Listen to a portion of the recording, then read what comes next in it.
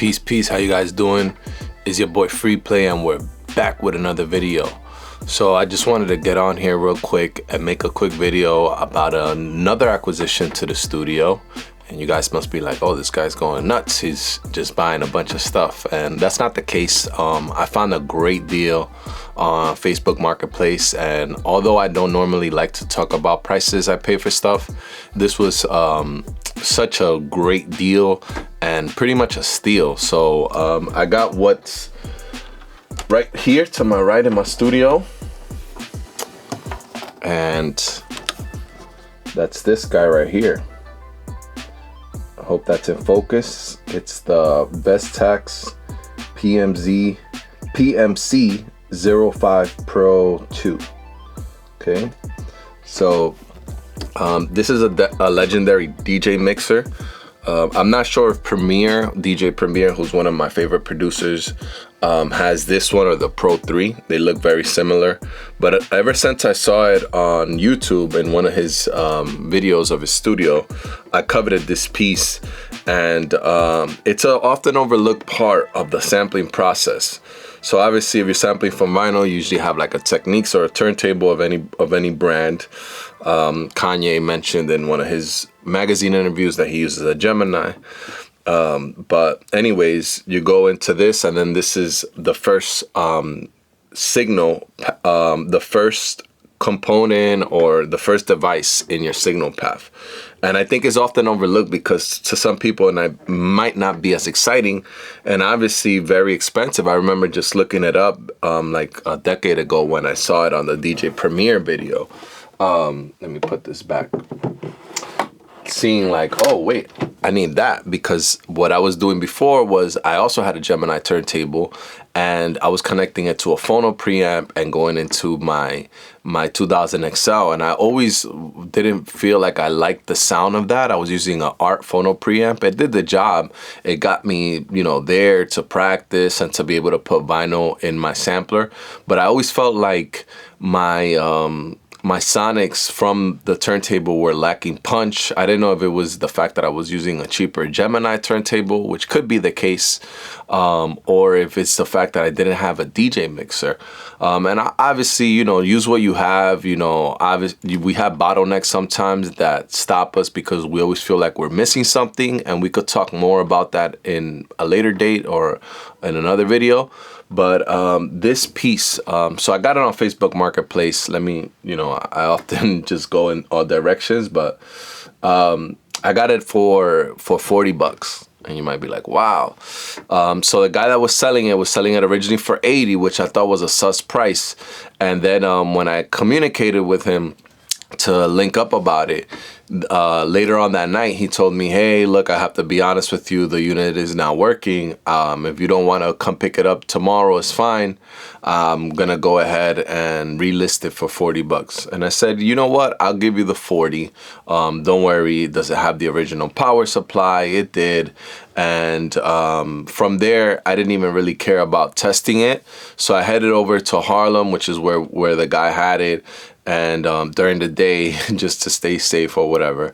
But and I gave him the $40, and I brought it home, opened it up, cleaned it up a bit with some isopropyl alcohol, some deoxit D5, which I later on found out that wasn't a good idea.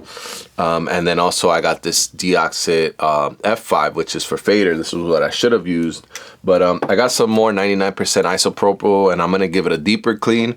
And I basically was able to open it up and see that there was a R105. This is getting very technical, but there was a resistor that had blown out. And I started using, AKAI or Gemini, which is what I normally use, the free version, to ask us some questions about what could have caused this issue.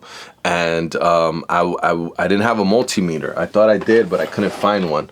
So I went ahead to, and this is not a promo video by any means, but I just like hats and different brand hats. But yeah, so that I went to Harbor Freight, shameless plug, but they're not paying me to say this. And I got this Centec CM300, which is a multimeter that I needed to test the power supply. So the power supply, where is it? I kind of keep it far because I don't want to use it again. This is the original Vestax power supply, and this is not outputting enough voltage. So basically, in order to protect the rest of the unit, that resistor blew out, and it still turns on, but the LEDs are very faint. And again, all of this checks out. None of the capacitors are blown out. And I'm not an engineer, electrical engineer by any means, but I kind of know a little bit my way around some of the terms and what could be wrong, right? So I got the right tools for the job. I went down this rabbit hole. I went to B&H and got those deoxits. Then I went over in the city. I was in Manhattan. I got a soldering iron because the one that my cousin has, the tip is too big for. I got this, not knowing that I had some in my house already, and I got some solder, electrical solder. He has regular solder, which is not good for electrical stuff, which is probably why I messed up the trace on my no variation slider. And then this sponge, which is used to like clean it, it's kind of more like a copper. It's a copper like sponge. And then I also took the opportunity to get this shear cutter for cutting wires and components. This is like the right tools for the job. And at Harbor Freight, I also got this kit, this like 32-piece kit for screwdrivers and tweezers, which will have most of the stuff you need for like electrical work on small electronic devices. So I mean, I think for the price, I mean, you guys let me know, it was a good grab. And I still don't have a turntable. I'm debating whether to get something brand new or to see if I find another steal on Facebook Marketplace. But yeah. When I opened it up, another interesting observation was that it has the JRC 4558, I think it's called, which basically the same op amp that's inside the Ibanez TS10. And this is for the guitar nerds out there. The TS10 is famously used by Stevie Ray Vaughan and later John Mayer, and it's kind of like a very sought after pedal. They demand very high prices, and those same op amps are inside of the Vestax.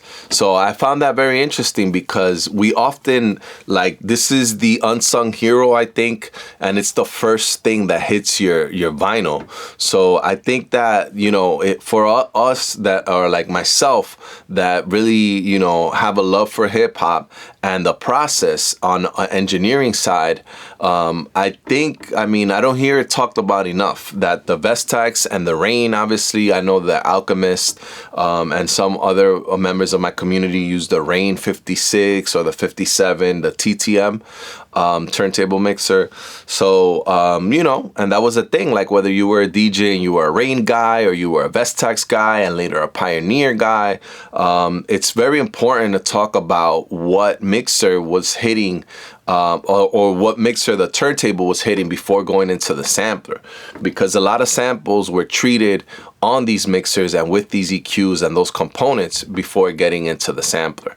And as you can imagine, 10 years ago when I saw that and I saw the prices of these things, which was like near the 200 to 400, 500 range, I was like, man, I just got a sampler. Now I got to get a $200 mixer. Like, no. So I went to B&H and just got the Art Phono preamp.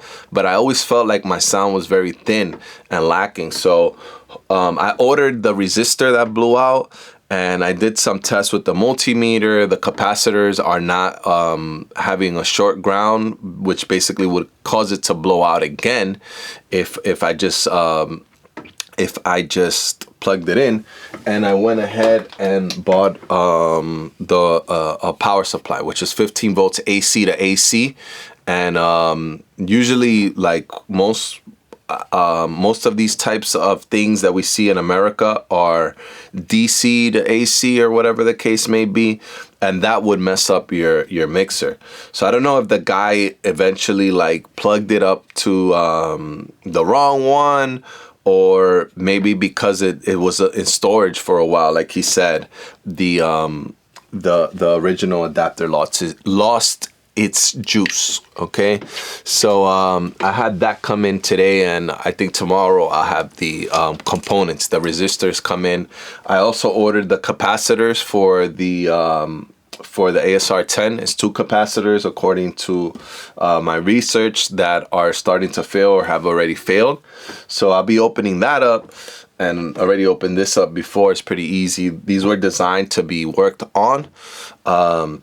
So I'll be able to replace that resistor, and hopefully I'll have a working Vestax mixer. I went over, this is my second time filming this video, but I spent about 87 bucks at Home Depot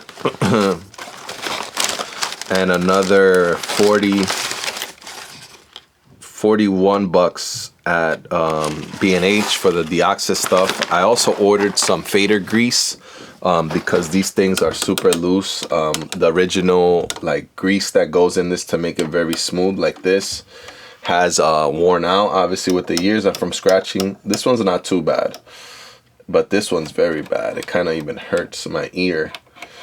So I'll add some of that fader lube or grease. I ordered the lube and the grease, so that should be coming in from Amazon.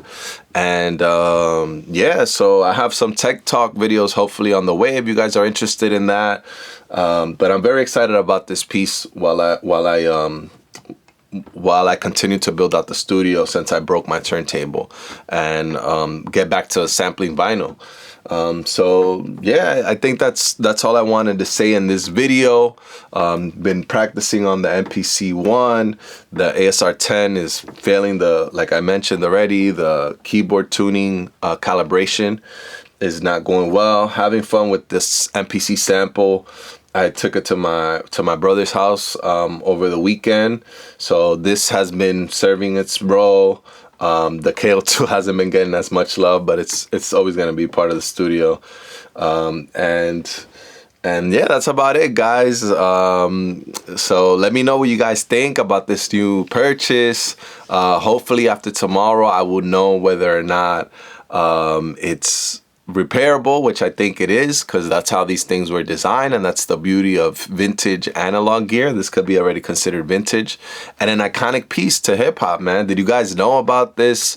Obviously a lot of you guys may be DJs, but let me know if you guys knew about this part of the, you know, the signal chain, and what's your favorite way to sample off of vinyl, or if any of this stuff even matters. But yeah, it's your boy FREEPLAY, and I'm out. Peace.